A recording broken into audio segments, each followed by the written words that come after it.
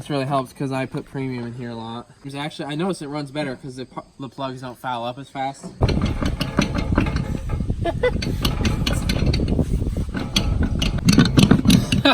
Just joking, the lugs are just loose. Straight axles don't go out, stupid. All right, so we have a bunch of, here, just a second. Hey, cut that out. Hey, keep well, you're fine, man. Hey, it's okay. Don't worry about it, you're fine. That's just Mose, he gets a little irritated sometimes. We got a bunch of brand new, pretty cool looking parts here. Of course, we have a real nitrous bottle there.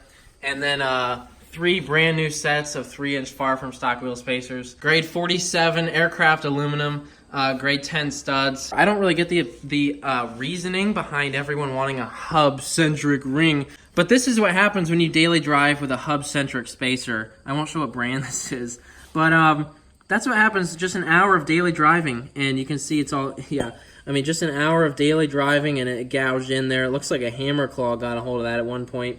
But I've had a lot of problems with this part getting seized onto the hub here. Usually your wheel doesn't even sit on this because it's not the right spacing. So, and then, you know, just ignore the fact that there's only 1 stud left on there.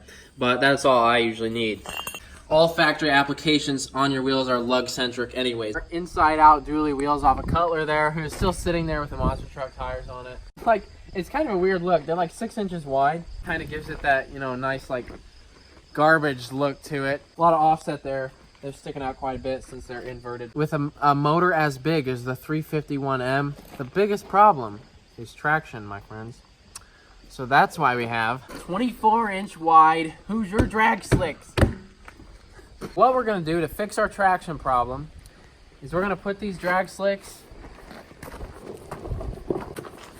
on the front of this 1979 F250 along with 24 inches of far from stock aluminum wheel spacers. Now these spacers aren't for stance or to make it look cool or anything. They're merely for safety so that we can have the added stability and isn't going to tip or roll over or anything. I scratch my spacers when I put them on the hood like that.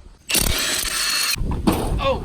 See, I'm not worried in the slightest bit about putting a foot of wheel spacers on here, and that's because straight axles don't break. This doesn't have any ball joints, a tie rod, anything like that. There's no way that this system can break. It's the worst that can happen. I have a wheel fly off going 80 miles an hour. I mean,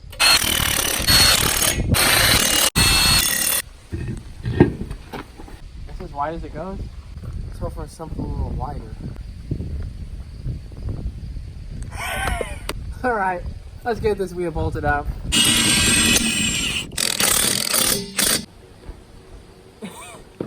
Should be noted that this legitimately could break stuff when I drop this down. So we're gonna go pretty slow when we let this one down.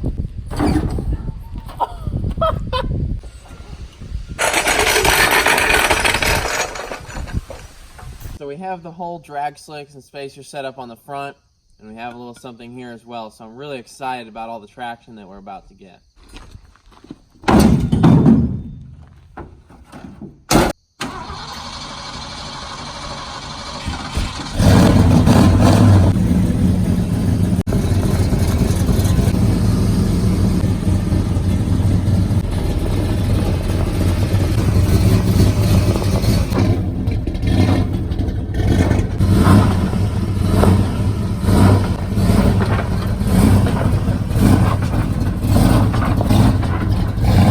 Slight leak. You may notice here that there's like puddles of water on the motor all the time.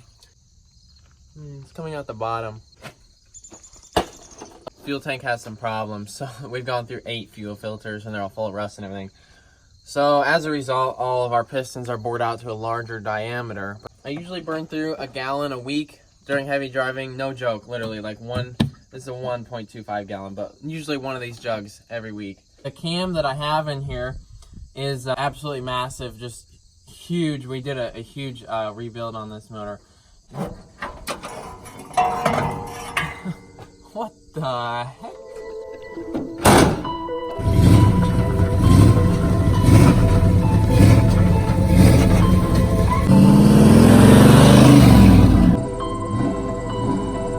We're gonna start in 27th gear.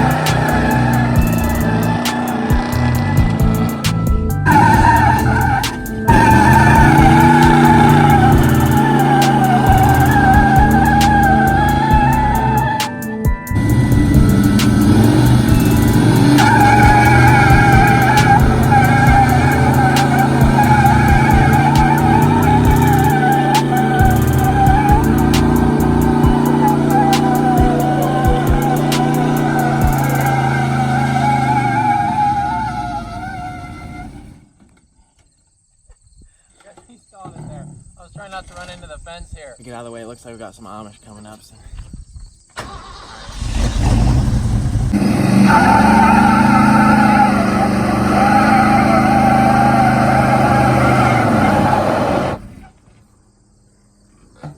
I literally can't control my burnout the slightest bit because the drag slicks for all this traction are just sliding on the pavement. So I noticed there's this weird sound going on up in the engine bay. And then I noticed this OL PSI 01L is like at 0 the whole time.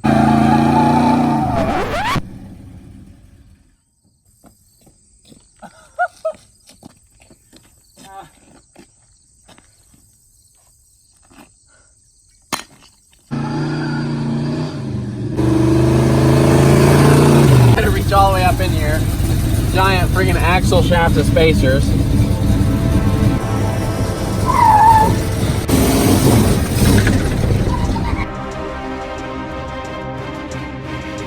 Alright, so we're gonna put it in 5 low again, full RPM'd up the clutch, and see what kind of traction we get on gravel with this setup here.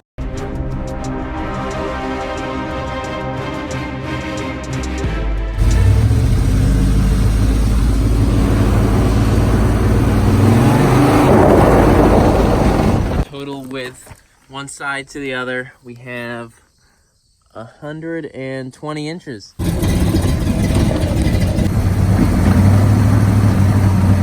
I do know it's kind of a small setup. Next time we'll do something a little bigger. But what we're really excited about is Monster Max. So that's going to be absolutely insane, whatever we have planned for that. So everyone's asking for updates on Monster Max, what all we have planned for. Honestly, I mean, it's not getting built. Everyone, told me I couldn't afford it, and everyone was hating on me about it. So, it's probably at the junkyard, and I sold it, and the guy scrapped it. It's not getting built. I couldn't afford to ever build anything like that. 2006 Duramax on a tall lift, I mean, that would bankrupt anyone, just the rarity of a truck like that in general. So, it's not getting built, guys, but if it was, LP24 valve at Brian's Auto Rebuilders would be the one doing it, and they do a very good job, so. And I did notice probably about 100 or so hate comments, so I think it's about time to do another video on hate comments. So something might get destroyed or completely totaled or something like that, so don't worry, guys.